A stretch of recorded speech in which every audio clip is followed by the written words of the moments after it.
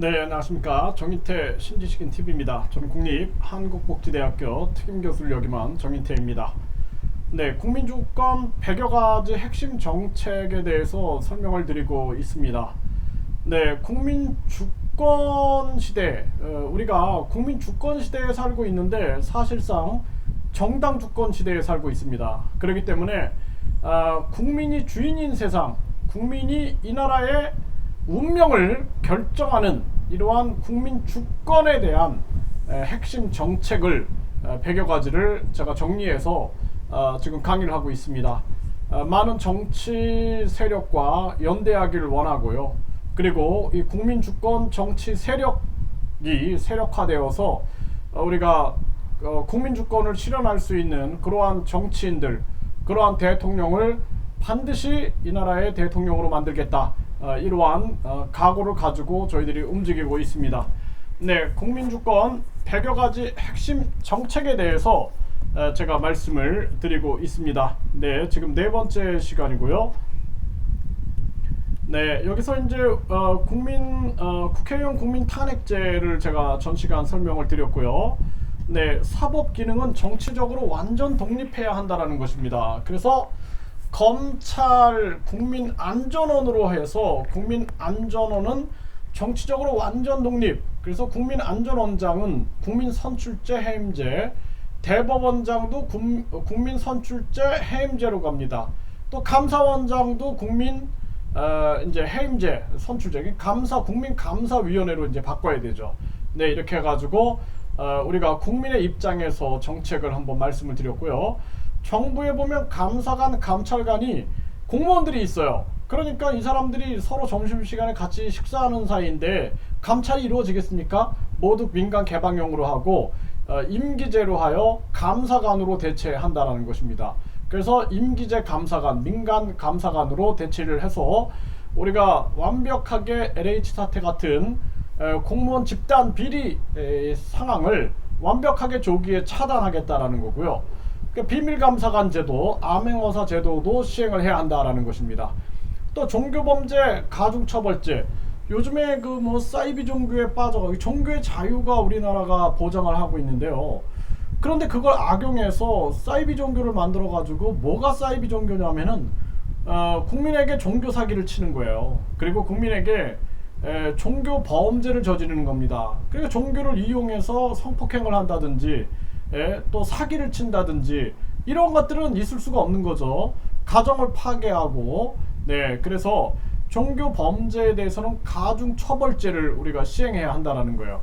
그래서 종교의 자유가 반드시 책임을 지게끔 하지 않으면은 이게 도리어 선량한 국민들이 세뇌당해 가지고 많은 것을 잃어버리는, 또 이 생애를 완전히 실패해버리는 그러한 일이 있어서는 안 된다는 겁니다.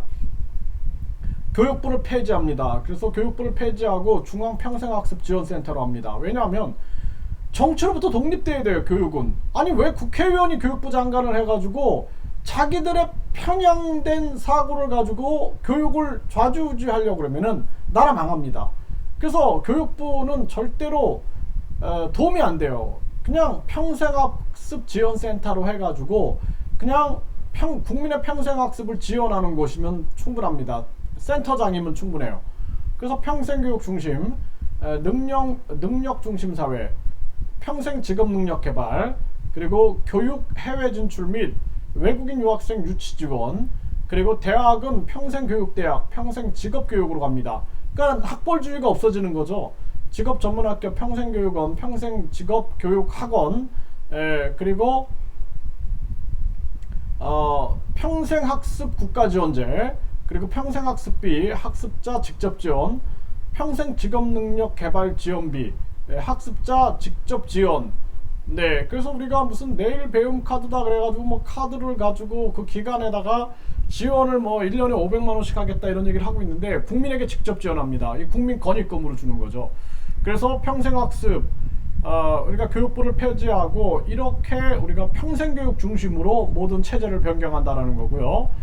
대한교육혁명, 교육의 다양성 인정, 창의성 개성 중심 교육, 4차 산업혁명과 학교의 결합, 변화 수용해야 돼요. 그래서 방송통신 초중고 대학교 대학원 석박사 과정까지 학력 인정 제도를 다양하게 합니다. 다양한 학력 인정 제도를 다양화하는 거예요. 다양화. 그래서 네, 학력 인정 제도를 다양화한다라는 겁니다. 그래서 경력, 독서, 평생 교육을 인정하고요.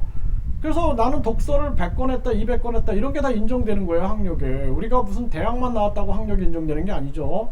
또 경력, 이 경력이 중요한 거예요. 대학교 나온 거보다 그 현장에서 1년 진짜 근무해 보는 게 엄청 뭐 사실 뭐 한 달만 근무해 봐도 제가 봤을 때는 엄청난 경험을 하게 된다 이렇게 볼 수가 있고요. 평생 교육을 인정하고 독학사, 독학석사, 독학박사 제도를 인정을 해서 논문 저술로도 인정을 한다라는 거예요. 인간문화재로부터의 학습 인정, 정부 선정 신지식인으로부터의 학습 인정, 명장 기능장으로부터의 학습 인정을 해주는 거죠. 네, 그리고 이러한 것들이 사실상 실질적일 수가 있는 거예요. 그리고 수학 능력 능력고사 폐지하고 개성과 재능을 존중한 인성 창의성 교육을 합니다.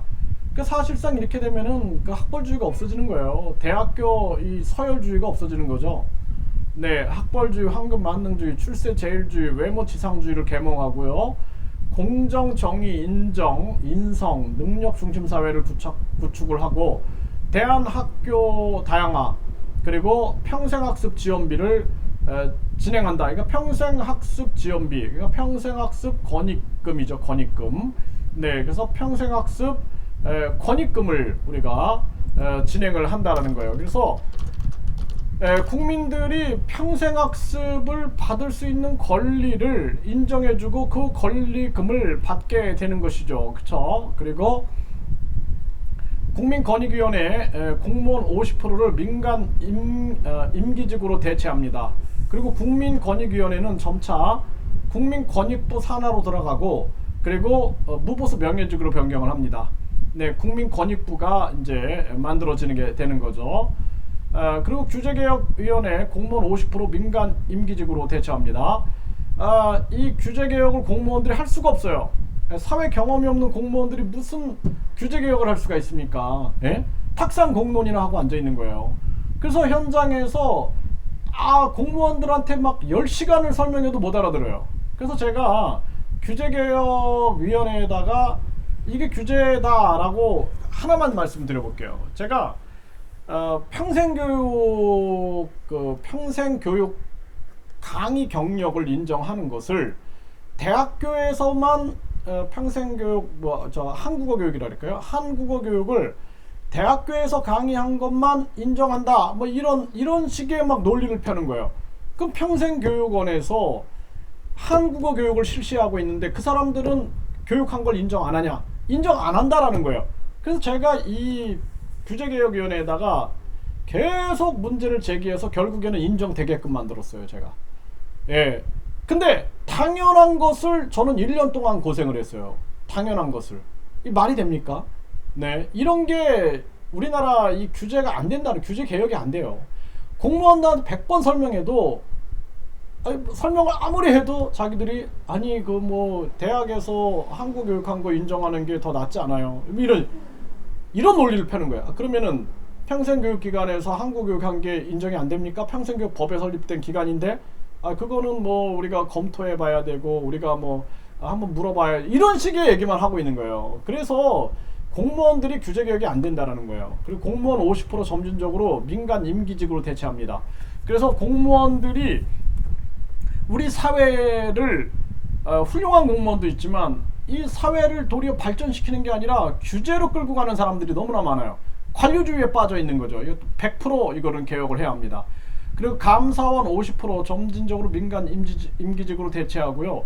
이걸 국민감사위원회로 대체합니다. 그래서 앞으로는 국민이 직접 감사하는 시대가 열리게 되는 거죠.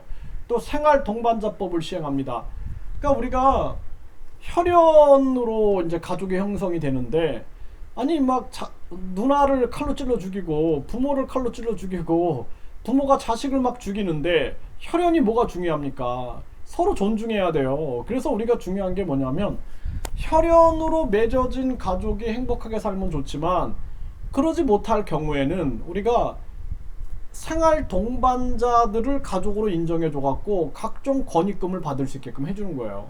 네, 그리고 그런 사람들한테 상속도 할 수 있게끔 하고 해야 돼요. 상속제는 다 폐지해버리고 증여세 폐지해버리고요. 그래서 이제는 생활 동반자법으로 가야 한다. 이제 결혼제도는 결혼제도 시대는 가고 있다. 그렇게 판단을 내릴 수밖에 없고, 쓸데없이 결혼식 허위 허례할 이유가 없어요. 지금 코로나 시대가 그걸 또 말해주고 있죠. 네, 그래서 우리가 이제는 생활 동반자법으로 가야 된다. 네, 그래서 생활 동반자법을 실행을 하고요.